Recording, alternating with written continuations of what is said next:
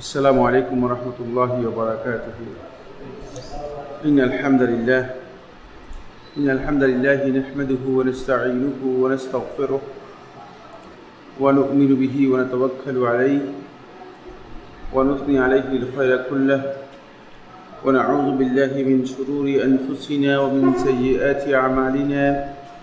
من يهده الله فلا مضل له ومن يضلل فلا هادي له.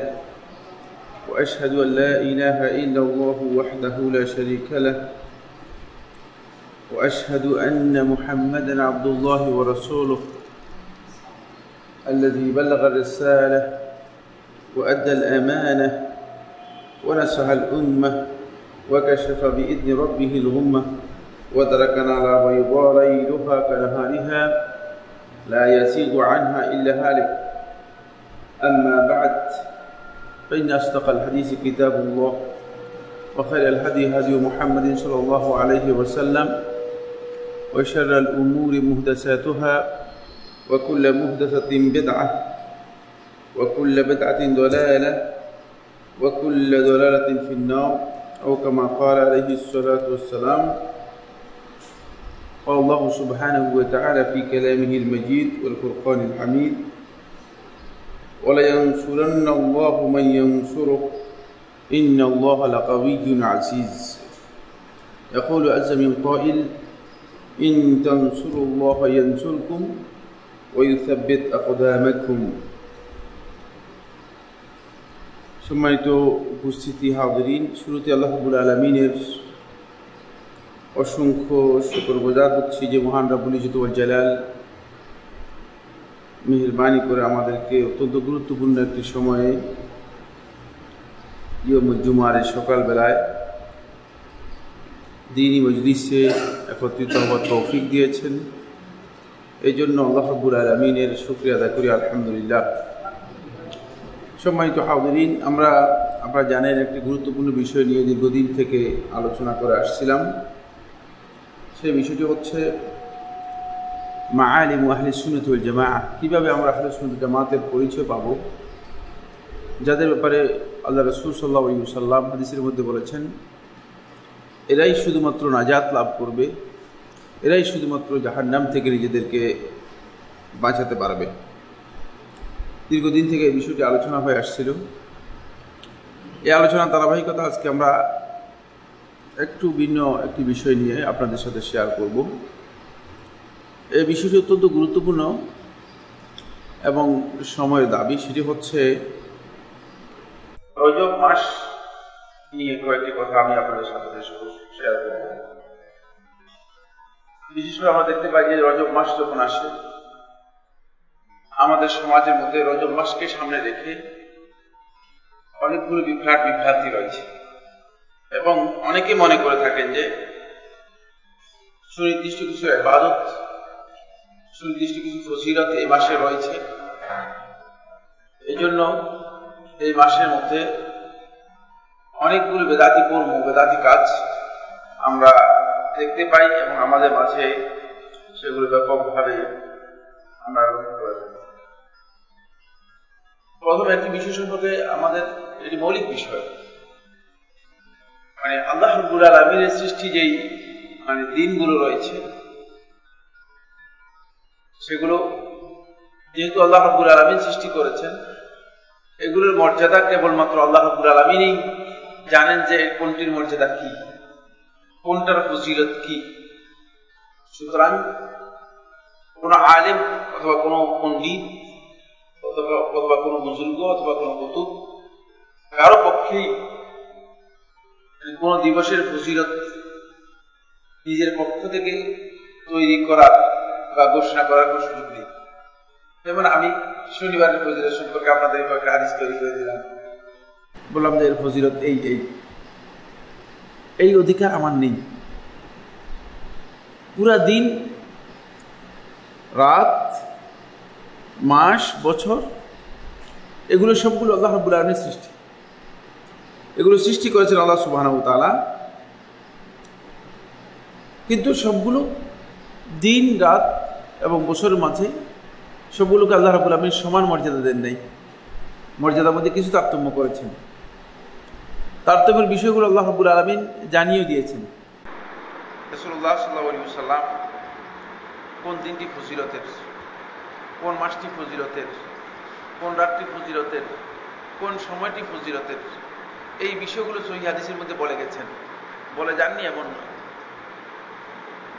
এই ফজিলতের বিষয়গুলো আমরা দেখতে পাই যে সহিহ হাদিসের মধ্যে যেগুলো আছে এগুলোকে সামনে রেখে অনেকে মনে করে থাকেন যে এই কয়েকটা ফজিলতই শুধু আমাদের জন্য, শুধু লাইলাতুল কদরই যথেষ্ট, এর সাথে আর কোনো লাইলা নেই। তখন আমরা কেউ লাইলাতুল মেরাজ, কেউ লাইলাত আল বারাত, কেউ লাইলাত এই সেই ইত্যাদি ইত্যাদি, এগুলোকে আমরা সংযোজন করে নিয়েছি, যোগ করে নিয়েছি, যেহেতু আমরা মনে করি যে এই তো সামান্য ইবাদতে কি আর হবে নাকি। শয়তান আল্লাহর বান্দাদের আবেগকে সবচেয়ে ভালো করে উপলব্ধি করতে পারে, ফলে শয়তান দেখে যে না, একে তো এই কাজে লাগানো যায়, ফলে আপনার ইবাদত এবং আপনার আবেগ পুরাটাকেই সম্পূর্ণরূপে ধ্বংস করে দেওয়ার জন্য, যাতে করে আল্লাহর সন্তুষ্টি থেকে আপনি বেরিয়ে যেতে পারেন এবং শয়তানের সন্তুষ্টিতে আপনি কাজ করতে পারেন, শয়তান এর সাথে আরো কিছু যোগ করে দিয়েছে। ফলে আমরা দেখতে পাই এই শয়তানের এই ষড়যন্ত্রের মধ্যে সময় সময় আমরা যতই আমরা চেষ্টা করেছি শয়তানের ষড়যন্ত্র থেকে নিজেদেরকে বের করে নিয়ে আসার জন্য, যে শয়তান বিভিন্ন পলিসি করে একটার সাথে আরেকটাকে জুড়ে দিয়ে আমাদেরকে শয়তানের আনুগত্যের দিকে নিয়ে যাওয়ার সকল চেষ্টা চালিয়ে যাচ্ছে এবং সেটা হচ্ছে। এই বিষয়ে সালফে সালেহিনের যথেষ্ট বক্তব্য রয়েছে, কারণ আবেগ শুধু ইসলাম নয়। শুধু আবেগ নির্ভর যদি কোনো ইবাদতকে আমরা গুরুত্ব দিয়ে থাকি বেশি, তাহলে আমার যেটাকে পছন্দ হলো সেটাই আমি করব, কারণ আবেগের সাথে প্রবৃত্তির সম্পর্ক রয়েছে, যেটাকে নফস বলা হয় থাকে। নফস এর প্রবৃত্তির সম্পর্ক থাকার কারণে ইন্নান নাফসা লাআম্মারাতুন বিসসু, নফস ওই আবেগটাকে যখন পায় তখন খারাপ কাজের দিকেই আবার তাড়িত করে, খারাপ কাজের দিকেই আবার নিয়ে যাওয়ার চেষ্টা করে থাকে। ফলে সেখানে যখনই আবেগ একত্রিত হবে তখন সুন্দরভাবে বেদাত সেখানে স্থান করে নেবে। হাসান ইবনে আতিয়া রাহমাতুল্লাহ আলাইহি বলেন, তিনি সালফে সালেহিনদের মধ্যে অত্যন্ত নির্ভরযোগ্য ব্যক্তিদের মধ্যে একজন ছিলেন। মাবতাদা'a কওমুন বিদআতান ফি দীনিহিম ইল্লা নাযা'a আল্লাহু মিন সুন্নাতিহিম মিসলাহা ওয়া লা ইউঈদুহা ইলাইহিম ইলা ইয়াউমিল কিয়ামাহ। কোন সম্প্রদায় যখন, কোন জাতি যখন মানে তাদের দ্বীনের মধ্যে কোনো নতুন জিনিস, নতুন আবিষ্কারকে দ্বীনের মধ্যে স্থান দেয়, দ্বীনের মধ্যে নতুন একটা আবিষ্কার সংযোজন করে, আল্লাহ রাব্বুল আলামিন ঠিক অনুরূপ একটা সুন্নাহ তাদের কাছ থেকে আল্লাহ সুবহানাহু ওয়া তাআলা উঠিয়ে নিয়ে যান এবং কিয়ামত পর্যন্ত হইতে পারে যে আল্লাহ রাব্বুল আলামিন তাদের কাছে এই সুন্নাত আর ফেরত দেবেন না, এই সুন্নাত থেকে তারা বঞ্চিত হয়ে যাবে, মাহরুম হয়ে যাবে।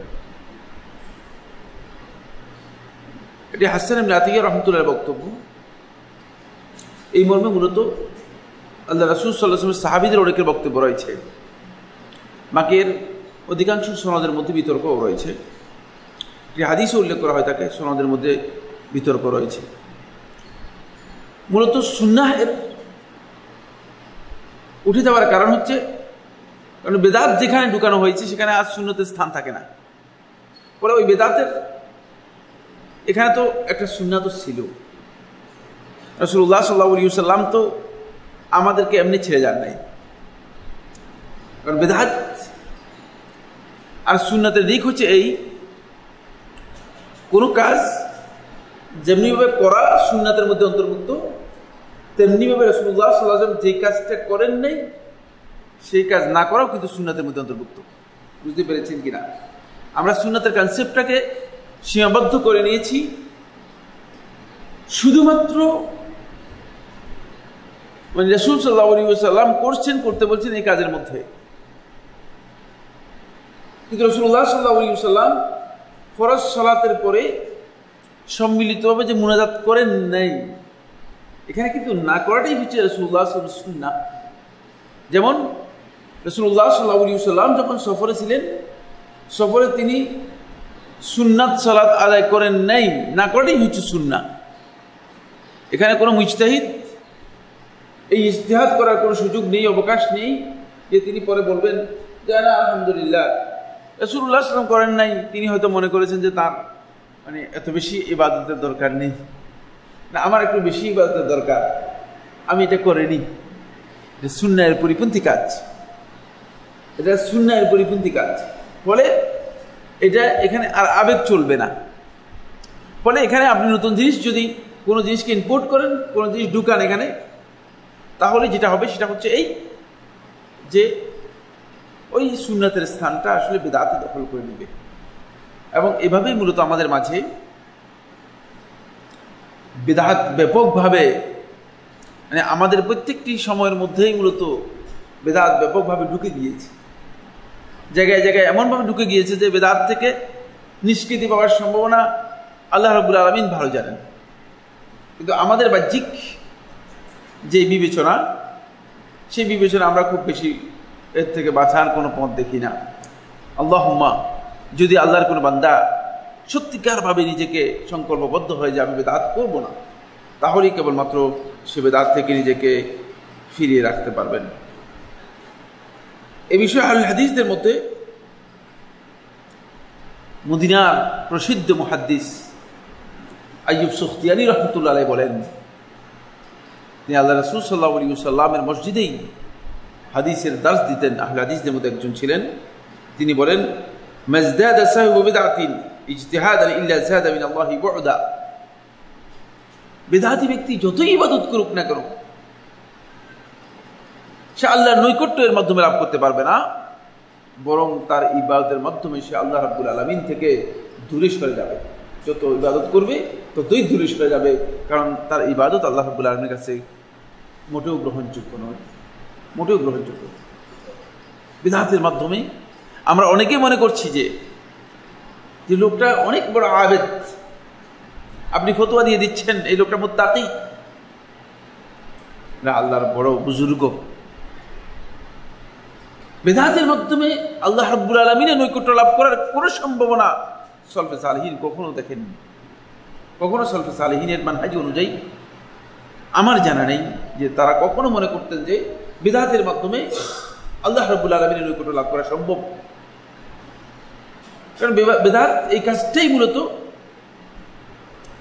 শয়তানের একটা পরিকল্পনা।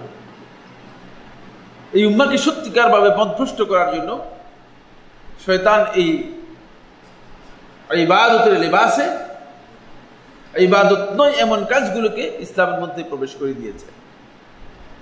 এখন এগুলোকে ইসলাম থেকে বের করা সম্ভব না। যেমন আপনি যদি ধান গাছ, ধানের যে চারা গাছ আছে, এই চারা গাছ আবার ধানের মতো এরকম আরেক ধরনের ঘাস ধান গাছের মধ্যে উঠে যায়, একই ধরনের কালার একই, এই দুইয়ের মধ্যে পার্থক্য করতে না পারেন, তাহলে আপনি কি বাছাই করতে পারবেন কিনা? পারবেন না। দেখবেন অনেক লোক আছে ধানে, আমাকে একবার বলেছিল যে বলে এগুলো হচ্ছে ধান আর এগুলো হচ্ছে ধান না, দুইটার মধ্যে কোনো পার্থক্য তো আমি দেখি না। এখন আপনাকে যদি বাছাই করার জন্য দেয়, তাহলে আপনি ধান গাছই ফেলে দিবেন, মূলত আসল জিনিস ইসলাম থেকে কি করে দিবেন, বের করে দিবেন। ফলে এখানে সত্যিকার জ্ঞান না থাকলে, তার শয়তান তো এটাকে ইবাদতের লেবাস দিয়েছে। এটাকে শয়তান কিন্তু যদি ইবাদতের লেবাস না দিত, ইবাদতের যদি মানে পোশাক এর মধ্যে পরানো না হতো, তাহলে আপনি চিনতে পারতেন, সহজে আপনি চিনতে পারতেন না এটি ইবাদত হতে পারে না। কিন্তু যেহেতু শয়তান এটাকে ইবাদতের লেবাস দিয়েছে, ফলে এই পথ থেকে মানে নিজেকে বাঁচানো অত্যন্ত কঠিন। বলে আপনি সুন্দরভাবে, আমিও মনে করছি, অনেকে মনে করছে যে না আমরা তো বিদআত করছি না। যেমন মনে করেন শয়তান আমাদের মাঝে প্রকাশ্য একটি কুফরিকে, এর মধ্যে শিরক এবং কুফর ভরপুর এমন একটি কাজকে শয়তান আমাদেরকে সংস্কৃতি হিসেবে দেখাচ্ছে। এসো হে বৈশাখ সংস্কৃতি। আপনি হতবাক হবেন, এখানে কুফরি এবং শিরকের কোন জিনিস নেই, কোন কাজটা নেই। সকল প্রকার পূজা এর মধ্যে ঢুকিয়ে দেওয়া হয়েছে। আবার সকল মুসলিমরাই তো এরা করতেছে। এরা কারা করতেছে? একটা হিন্দুয়ানি সংস্কৃতিকে এবং ইসলামের সাথে যার সরাসরি কন্ট্রাডিকশন রয়েছে এমন একটি কাজকে মুসলিম, সকল মুসলিম যারা আছে নিজেদেরকে দাবি করতেছে মুসলমান, তারা এটাকে মানে সুন্দরভাবে করতেছে সংস্কৃতির নাম দিয়ে। এখন যখন সংস্কৃতির নাম দেওয়া হয়েছে তখন সকল ইসলামিক স্কলারও বের হয়েছে। কিছু কিছু আপনি মনে করছেন তারা বলতেছে না এটা তো মানে অসুবিধা কিসের, এটা একটা সামাজিক অনুষ্ঠান, এটা একটা বাঙালি অনুষ্ঠান ইত্যাদি ইত্যাদি বিভিন্ন নাম দিয়ে। কিন্তু আপনি বাঙালি কি বাঙালি এর পরিচয় আপনার খুব বেশি গুরুত্বপূর্ণ নয়। আপনার একটি পরিচয় আপনাকে এনশিওর করতে হবে, নিশ্চিত করতে হবে, সেটি হচ্ছে আপনি মুসলিম। ওয়াকালা ইন্নানি মিনাল মুসলিমিন, আমি মুসলিম।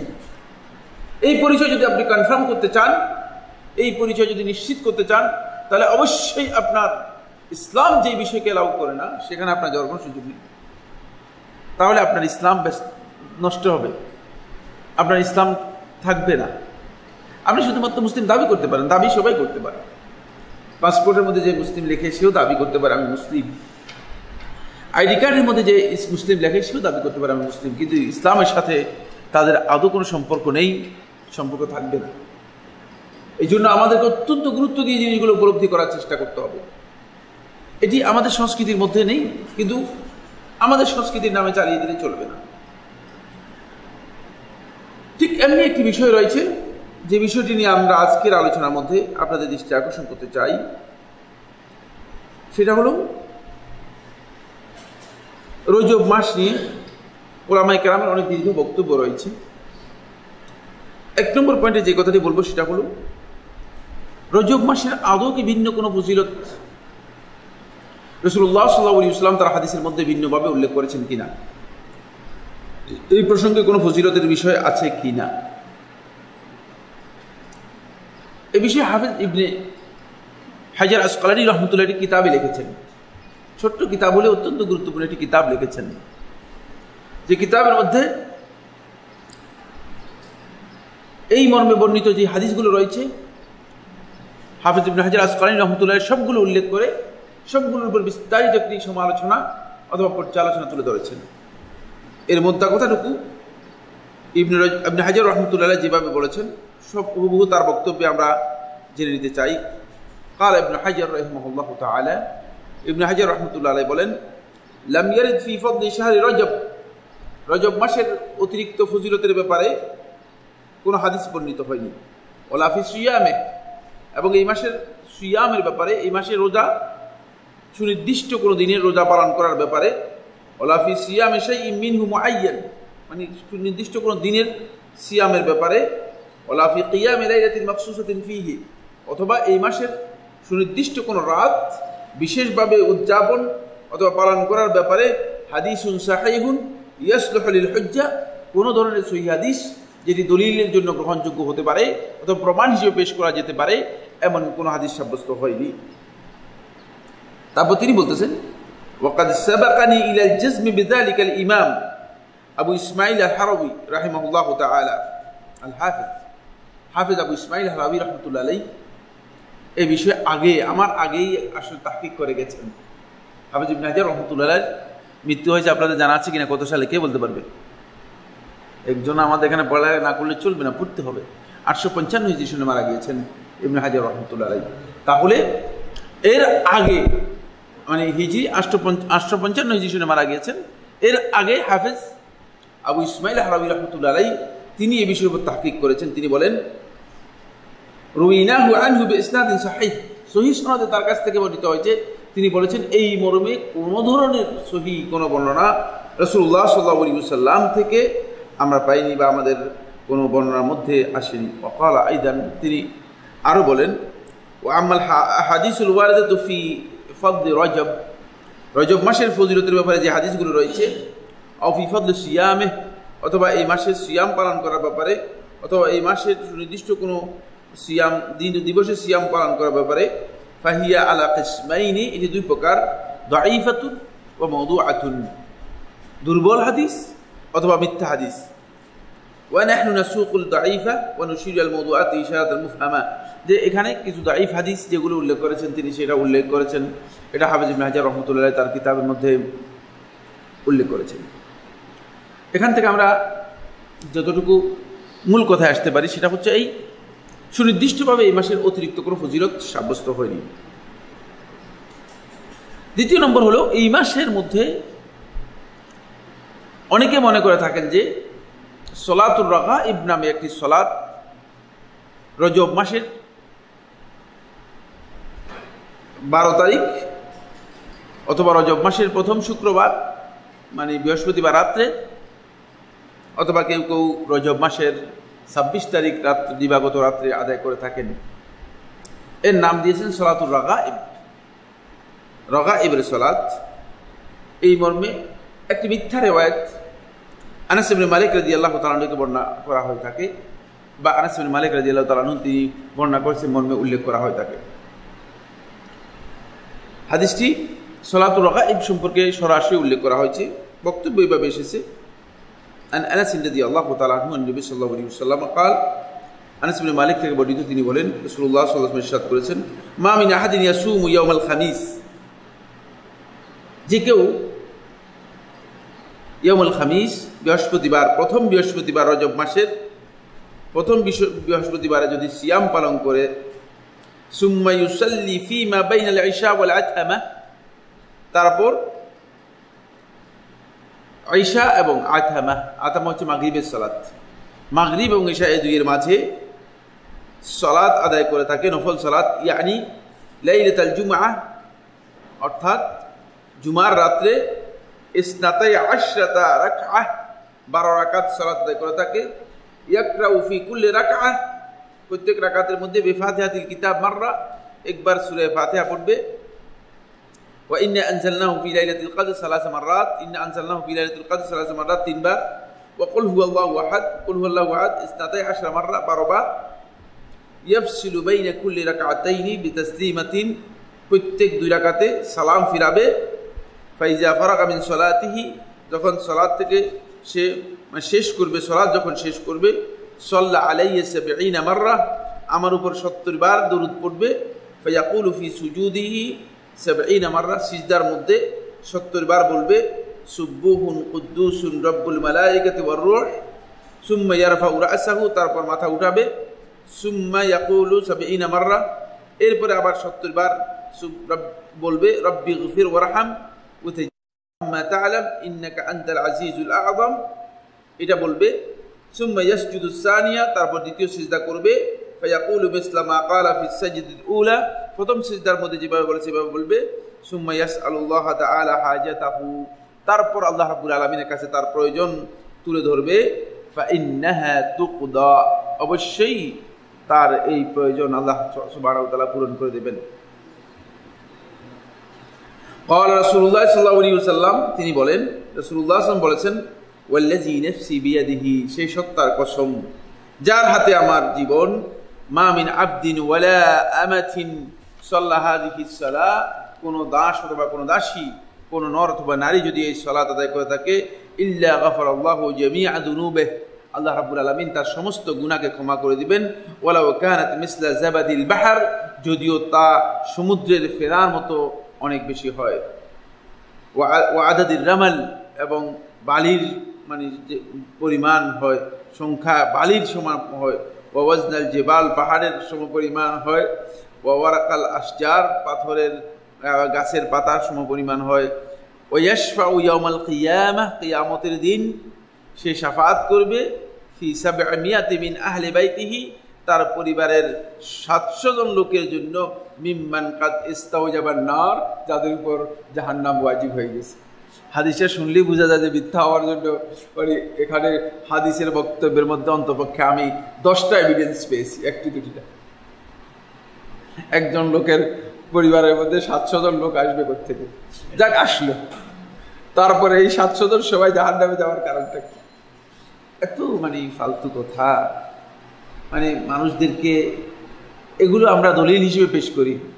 আমাদের মসজিদের মিম্বরগুলো থেকে আমাদের ইমাম খতিবরা আন্দাজে না জেনে তাহকিক না করে এই ধরনের মিথ্যাগুলো মসজিদের খতিব থেকে লোকদেরকে বলেন, আর আমরা বলি যে সুবহানাল্লাহ। সুবহানাল্লাহ সওয়াব আছে, কোনো সন্দেহ নেই, কিন্তু এই বক্তব্য এত ডাহা মিথ্যা কথা, যে মিথ্যা কথা শুনলে কেউ দুনিয়ার কেউ সুবহানাল্লাহ বলে কিনা প্রশ্নই আসে না। ফলে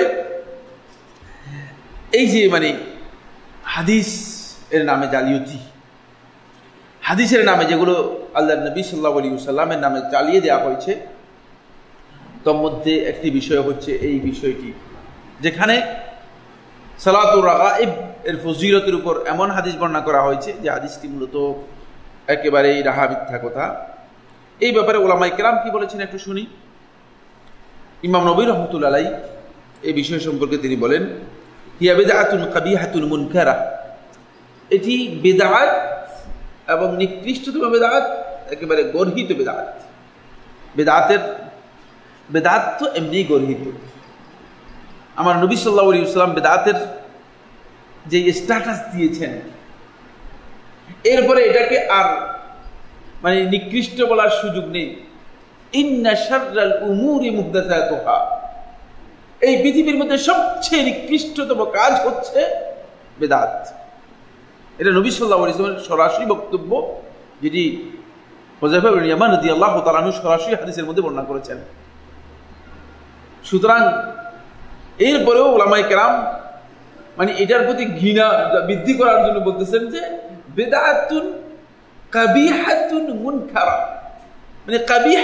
কাবিহ বলা থাকে ঘৃণিত, নিকৃষ্ট, মুনকার গর্হিত, আর কোনো শব্দ অতিরিক্ত পাচ্ছেন না।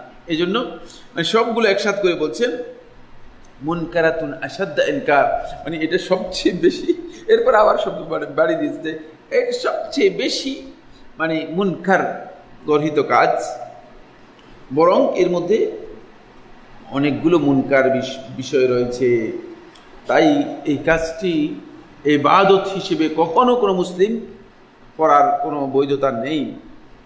কালা ইবনে নাহাস রাহমাতুল্লাহ আলাইহি বলেন, ওয়াহিয়া বিদআতুন, এটি বিদআত, ওয়াল হাদিসুল ওয়ারিদু ফিহা মাওদুউন বিইত্তিফাকিল মুহাদ্দিসিন, সমস্ত মুহাদ্দিসদের ইত্তেফাক, ঐক্যমতে এই ক্ষেত্রে যে হাদিসটি বর্ণনা করা হয় তাকে মিথ্যা বানাউট হাদিস।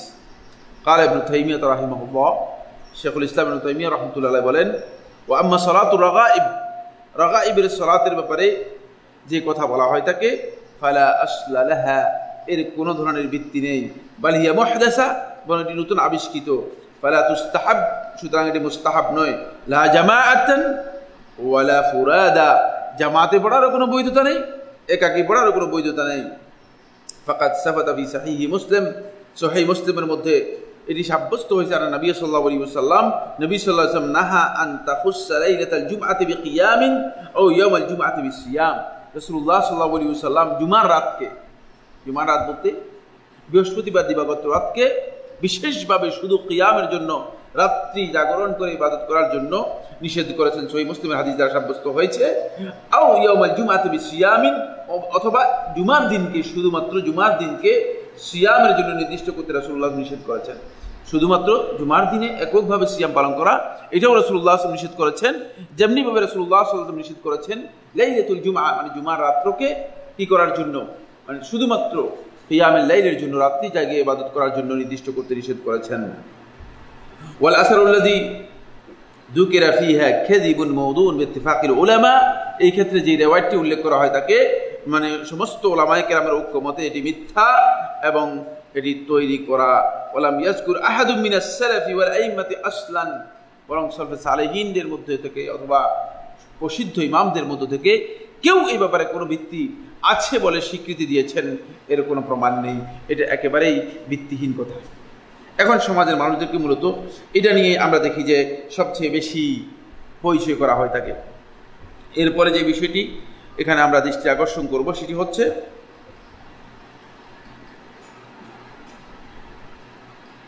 অনেককে দেখা যায় অবশ্যই এই বিষয়ে প্রায় সমস্ত ওলামায়ে কেরামই তাদের কিতাবগুলোর মধ্যে মানে উল্লেখ করেছেন যে এটা যে ভিত্তি নেই এবং এটা যে কিভাবে প্রবেশ করেছে মুসলমানদের মাঝে এই বিষয়টি উল্লেখ করেছেন।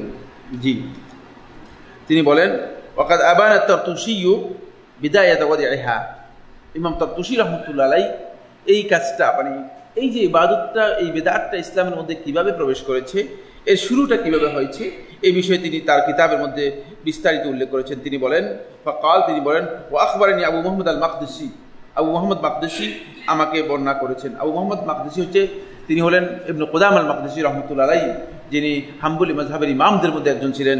তিনি বলেন ক্বালা লাম ইয়াকুন ইনদানা বিবাইতিল মাকদিস কাত্তু সালাতুর রাগাইবিল হাদিহি আল্লাতী তুসাল্লা ফি রজব ওয়া শাবান, যে আমাদের এই বাইতুল মাকদিসে সালাতুর রাগাইব নামে যে সালাত এখন বর্তমান বিদআতি কাজ করা হয় থাকে, এই কাজটি রজব মাস এবং শাবান মাসে যেটি আদায় করা হয় থাকে এর কোনো অস্তিত্ব কখনো ছিল না। ওয়া আউয়ালু মা হাদাসাত ইনদানা, সর্বপ্রথম এটি আবিষ্কার হয়, সর্বপ্রথম আমাদের মধ্যে এটি নতুন করে শুরু হয় ইনদানা ফি সানাতি 48 ওয়া 400, 448 হিজরি সনে। কত বললাম? 448 হিজরি সনে। কাদিমা আলাইনা ফি বাইতুল মাকদিস রাজুলুন মিন নাবলিস, এমন নাবলিস থেকে এক ব্যক্তি আমাদের কাছে বাইতুল মাকদিসে আসলো। নাবলিসটা হচ্ছে মানে আরো পশ্চিম দিক থেকে, লিবিয়ার কাছে দিক থেকে এক ব্যক্তি, তিনি যখন আমাদের এই বাইতুল মাকদিসে আসলেন, ইউরাফু বিইবনে আবিল হামরা, এর নাম ছিল ইবনে আবিল হামরা। ওয়া কানা হাসানাত তিলাওয়া, তার তেলাওয়াত ছিল খুব সুন্দর।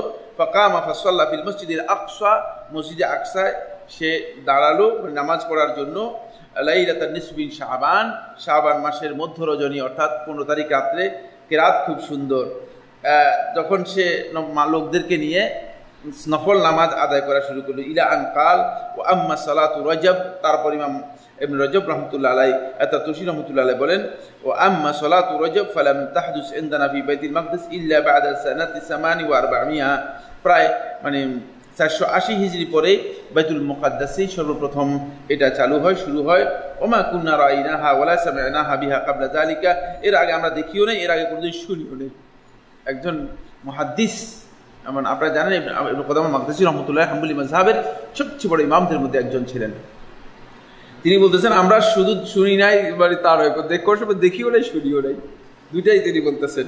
এরপর বলতেছেন ওয়াকাদ জাযামা বিওয়াদি হাদিসিহা, এর হাদিস যে মওদু, মিথ্যা, জালিয়াতি করা হয়েছে এই বিষয়ে স্পষ্ট করে উল্লেখ করেছেন ইবনুল জাওজি ফিল মওদুআত, মওদুআতের মধ্যে ইবনুল জাওজি রাহমাতুল্লাহ আলাইহি ওয়াল হাফিজ আবুল খাত্তাব, হাফিজ আবুল খাত্তাব কালওয়াজানি রাহমাতুল্লাহ আলাইহি ওয়া আবু শামা তার কিতাবের মধ্যে। কামা জাযামা বিবিদআতিহা, এবং এর কাজটি যে বিদআত এই বিষয়ে সরাসরি উল্লেখ করেছেন ইবনুল হাজ রাহমাতুল্লাহ আলাইহি ওয়া ইবনে রজব রাহমাতুল্লাহ আলাইহি ওয়া যাকারা যালিকা আন আবি ইসমাঈল আল আনসারী, আবু ইসমাঈল আনসারী থেকে, ওয়া আবু বকর আস-সামানি থেকে, ওয়া আবুল ফদল ইবনে নাসির থেকে, এরা সবাই উল্লেখ করেছেন। অর্থাৎ সালফে সালেহিনের প্রসিদ্ধ যত উলামায়ে কেরাম ছিল এদের সকলের বক্তব্য এক্ষেত্রে স্পষ্ট।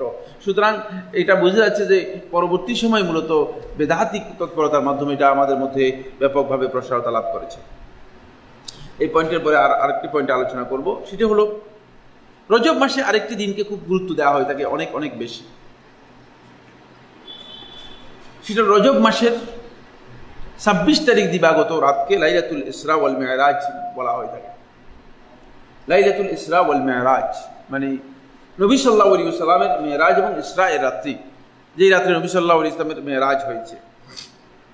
এবং এটাকে একসময় আমাদের সমাজের মধ্যে তেমন পরিচিতি ছিল না, এ নিয়ে তেমন গোটা করে কোনো অনুষ্ঠান হতো না।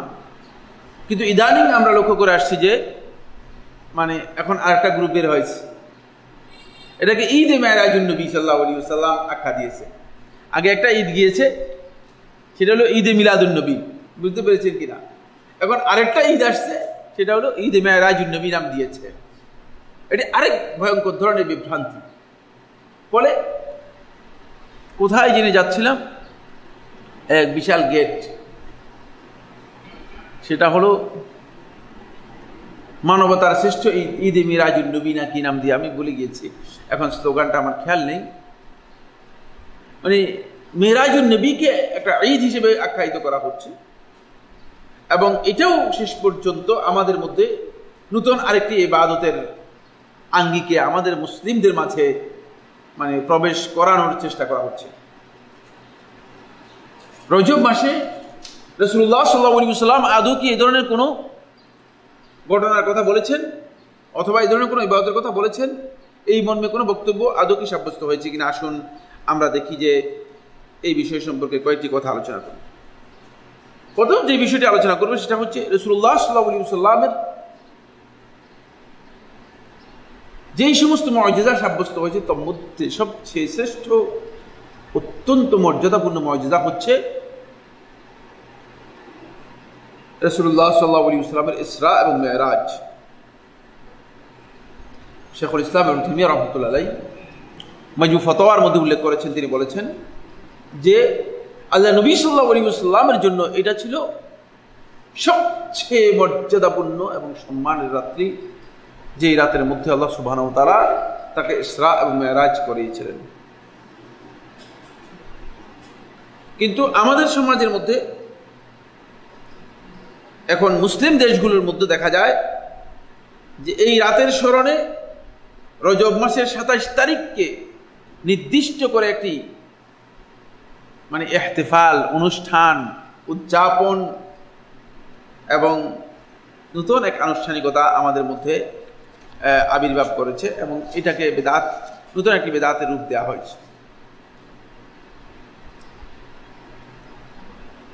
এই বিষয়ে হাফেজ ইবনে রজব রাহমাতুল্লাহ আলাইহি বর্ণনা করেন, তিনি বলেন আন ইবনে দাহিয়া থেকে বর্ণনা করেন ওয়া যাকারা বা'দুল কুসাস, এটা মূলত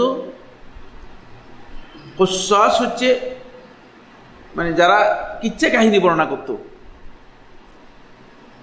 আগের সমাজের মধ্যে লোকেরা একত্রিত হলে তখন কোরআনের কিচ্ছা, হাদিসের কিচ্ছা, এই ধরনের কিচ্ছা কাহিনী বর্ণনা করত,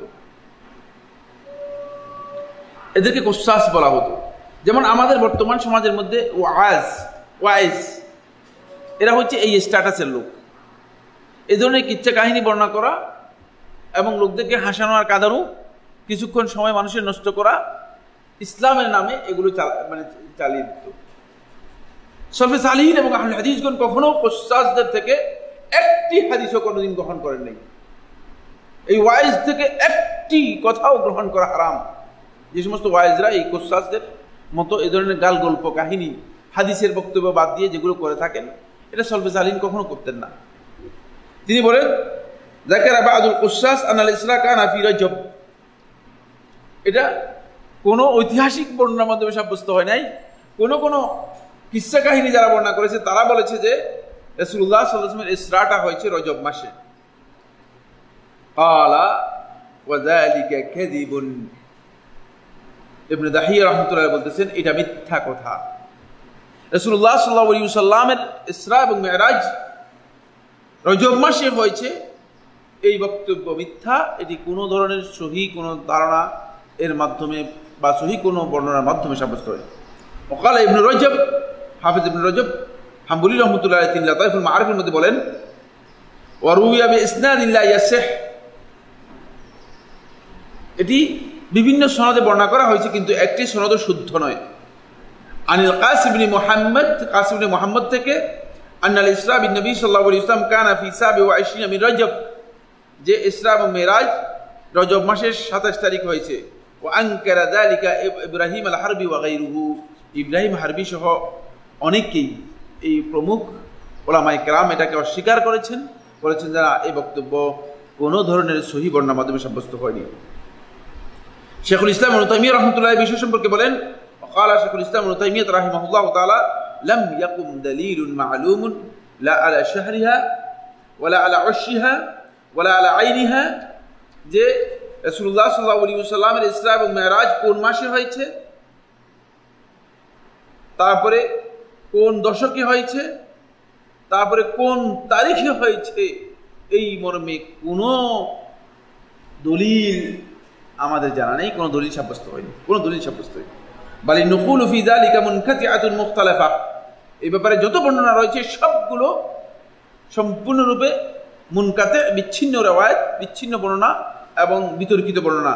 লাইসা ফিহা মা ইয়াক্তাউ বিহ, যে এই বিষয়ে এমন কোনো বর্ণনা পাওয়া যায় না যেগুলোর ব্যাপারে সুস্পষ্টভাবে বলা যেতে পারে যে মূলত লাইলাতুল ইসরা ওয়াল মিরাজ 27 তারিখ রজব মাসের 27 তারিখ রাত্রে হয়েছে, এটা বলা যেতে পারে।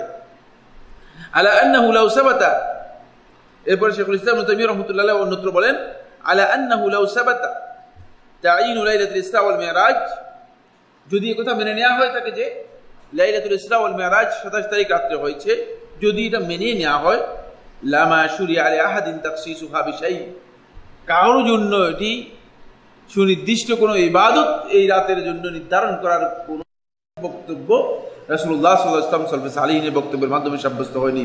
লান্নাহু লাম ইয়াসবুত আন নবী সাল্লাল্লাহু আলাইহি ওয়াসাল্লাম ওয়ালা আন আহাদ মিন সাহাবাতিহি আও আত-তাবিঈন লাহুম বিইহসান, রাসূলুল্লাহ সাল্লাল্লাহু আলাইহি ওয়াসাল্লাম থেকে অথবা তার সাহাবীদের কাছ থেকে অথবা তাদের যারা অনুসরণ করেছেন তাবিঈদের কাছ থেকে আন্নাহুম জাআলু লাইলাতুল ইসরা মাযিয়াতান আন গায়রিহা, যে লাইলাতুল ইসরা এর জন্য তারা ভিন্ন কোনো মর্যাদা অথবা ভিন্ন কোনো পদক্ষেপ গ্রহণ করেছেন, ভিন্ন কোনো শ্রেষ্ঠত্ব দিয়েছেন, এই ধরনের কোনো বক্তব্য সাব্যস্ত নেই। ফাদলান আন ইউকিমু ইহতিফালান বিযিকরাহা, এখানে মানে এর অনুষ্ঠান উদযাপন এর তো দূরের কথা, তারা মূলত এর অতিরিক্ত কোনো মর্যাদা আছে এই মর্মেও কোনো রিওয়ায়াত তাদের কাছ থেকে সাব্যস্ত হয়নি।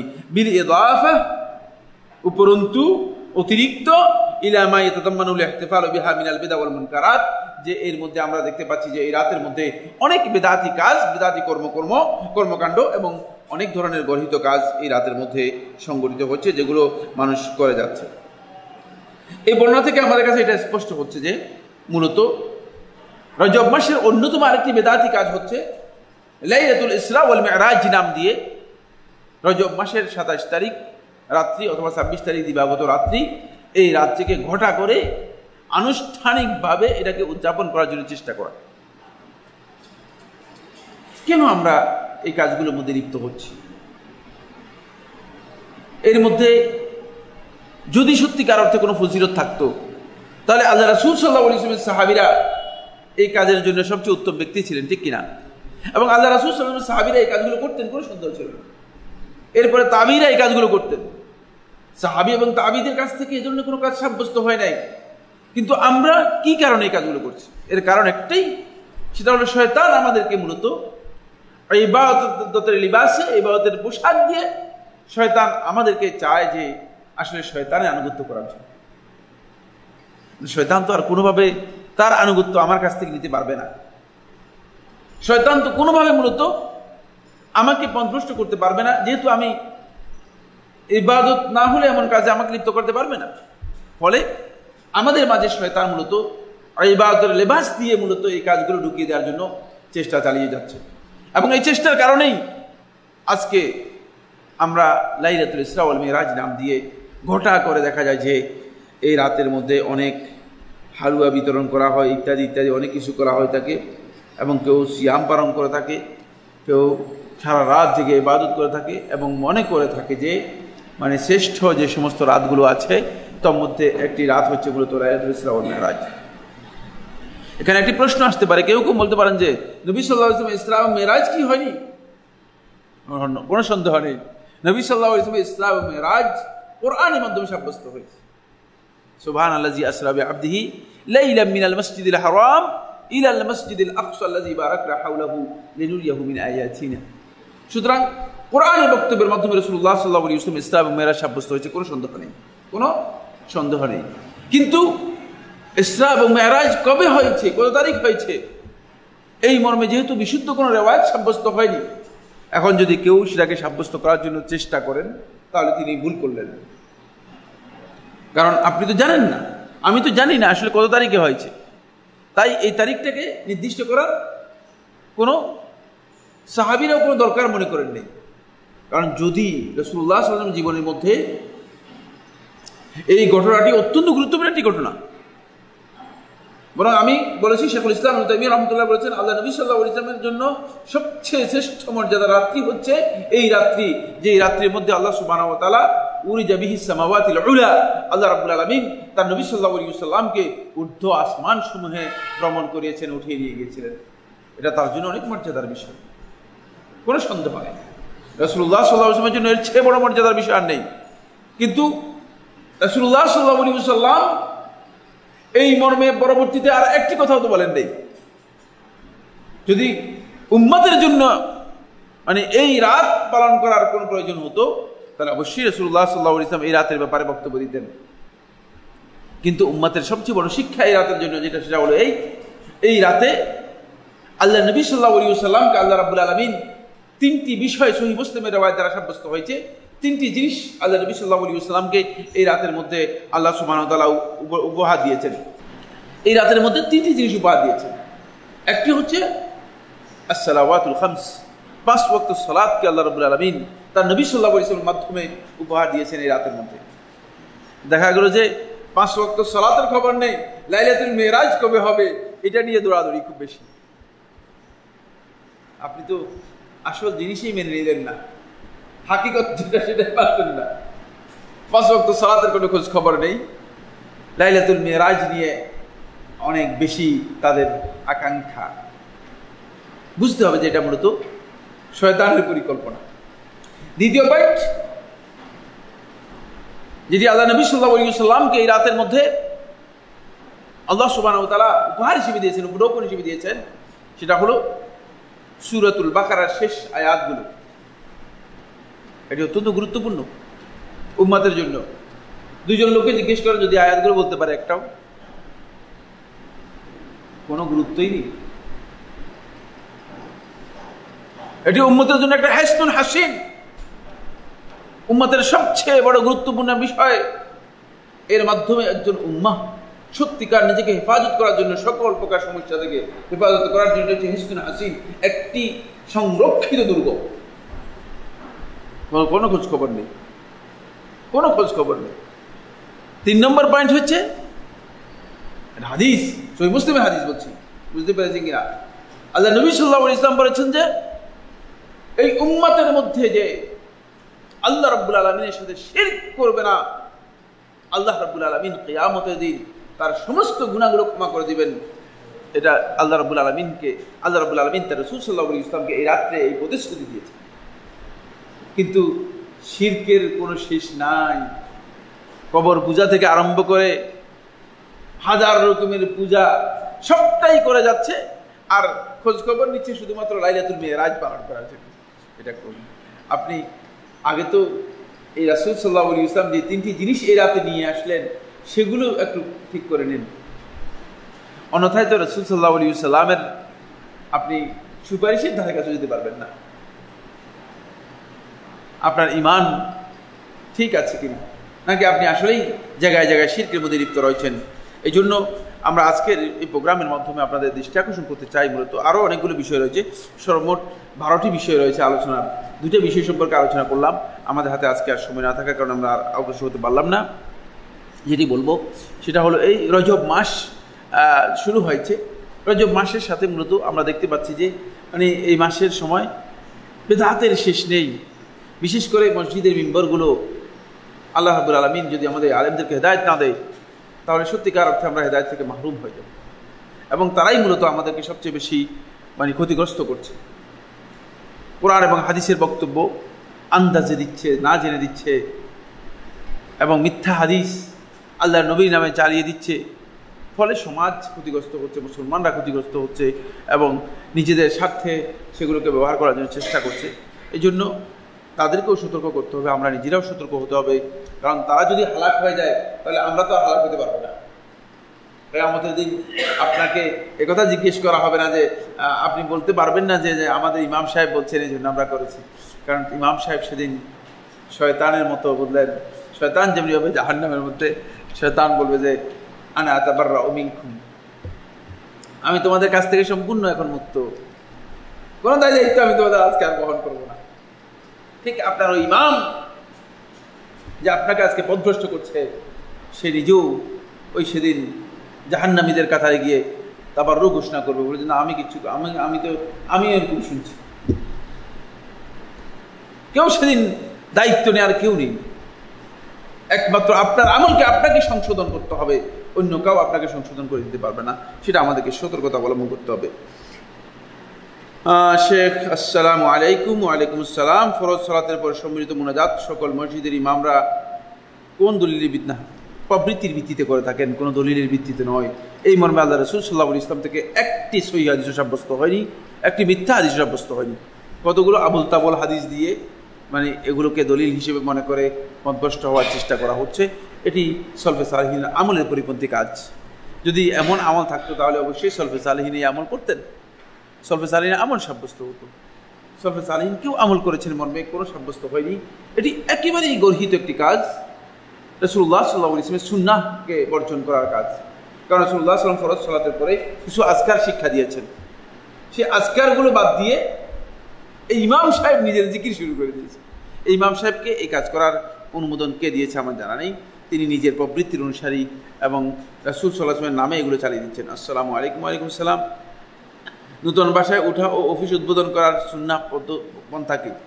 সুন্নাহ পন্থা হচ্ছে বিসমিল্লাহ এবং দোয়া পড়ে, এমন যেই দোয়াটি রাসূলুল্লাহ সাল্লাল্লাহু আলাইহি ওয়াসাল্লাম শিক্ষা দিয়েছেন কোনো জায়গায় কোনো মঞ্জিল কোনো স্থানে অবতরণ করার জন্য, সেই দোয়াটি পড়ে আপনি তারপরে সেখানে অবতরণ করবেন এবং এছাড়া আর কিছুই নয়। আল্লাহ রাব্বুল আলামিনের কাছে আশ্রয় প্রার্থনা করা, আউযু বিকালিমাতিল্লাহি তাম্মাতি মিন শাররি মা খালাক, আউযু বিকালিমাতিল্লাহি তাম্মাতি মিন শাররি মা খালাক, এটি 3 বার বলবেন, তারপরে সেখানে অবতরণ করবেন। আসসালামু আলাইকুম। ওয়ালাইকুম সালাম। শেখ, ইসলামিক কুইজের জন্য বাংলাতে লেখা ভালো বই কি? একটি বই প্রকাশিত হচ্ছে খুব দ্রুত, সম্ভবত 50,000 প্রশ্ন দিয়ে সম্ভবত এই মাসের শুরুতে, মানে এই মাসের শুরু নয়, এই মাসের মাঝামাঝিতে আপনারা পাবেন। ইসলামী স্কলার্স কুইজ নাম দিয়ে বা এই ধরনের নাম দিয়ে, নামটা আমার এই মুহূর্তে জানা নেই, পরবর্তীতে কেউ আমাকে টেলিফোন করলে আমি সে বিষয় সম্পর্কে তথ্য দিতে পারবো। কিন্তু শুদ্ধ সুন্দর বই এখানে আমি পাইনি। বাকি বাংলা ভাষায় নাই, আরবি ভাষায় অসংখ্য বই রয়েছে যেগুলো ইসলামিক কুইজের জন্য খুব সুন্দর। আরবিতে যারা আরবি পড়তে পারেন তাদের জন্য সুন্দর হবে। হাযা ওয়া সাল্লাল্লাহু আলা নবিয়িনা মুহাম্মদ ওয়া আলা আলিহি ওয়া আসহাবিহি ওয়া সাল্লাম। সুবহানাকাল্লাহুম্মা ওয়া বিহামদিকা আশহাদু আল্লা ইলাহা ইল্লা আনতা আস্তাগফিরুকা ওয়া আতুবু ইলাইক।